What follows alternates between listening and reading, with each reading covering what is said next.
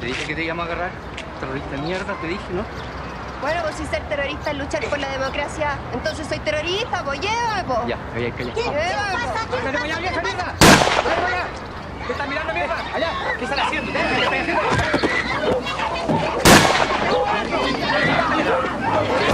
Cabros de Mierda es una película dirigida por Gonzalo Justiniano, que muestra la realidad que vivieron los chilenos con la dictadura de Pinochet, la represión política, artística e ideológica, la desigualdad de oportunidades, la falta de servicios públicos básicos, como la educación, la salud y la alimentación, la inseguridad, los saqueos, la violencia, los secuestros, la tortura y los asesinatos son algunas de las tantas barbaridades que Mi vivieron. papá decía de que él trabajaba en dirigente sindical o una cosa así.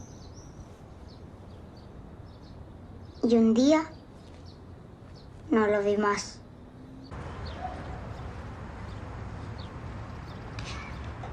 Comunistas, culiao.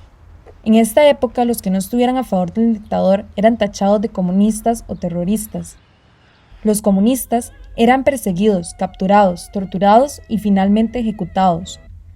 Las familias chilenas se vieron destruidas por el régimen, los ciudadanos obligados a callar por temor de sus vidas.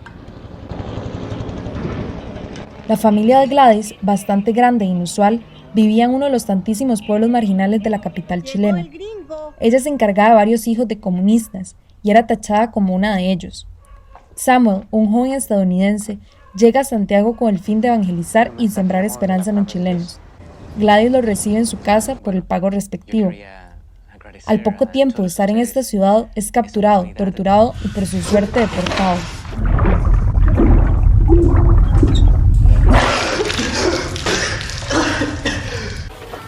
En el caso de América Latina, países como Venezuela, Nicaragua, Cuba y Chile utilizan las políticas del terror hoy en día. Las manifestaciones son acalladas por medio de los ciudadanos caídos. El pueblo está sumergido en desesperación, sin comida ni medicamentos, mueren lentamente. Recurren a formas de vida denigrantes, que violan los derechos humanos y aumentan la inseguridad del país. O por ejemplo las manifestaciones de Hong Kong, a favor de su libertad y en contra del gobierno chino, donde China ya es conocido por su gran represión política. Ellos recurren a la tortura y ejecución de los que hablen o se manifiesten en contra del gobierno. Y no ha sido una excepción en esta lucha de los hongkonianos. Otro caso de represión política es Corea del Norte. Los niños desde nacidos son educados por el gobierno para el servicio militar. También se les acusa de secuestros, tortura y exterminio de norcoreanos, surcoreanos y japoneses mayoritariamente. Por defender la libertad y el pensamiento, muchísimas personas alrededor del mundo se ven expuestas a que las autoridades de su país atenten contra su condición humana. Estas políticas acallan el pensar y matan la esperanza de la población.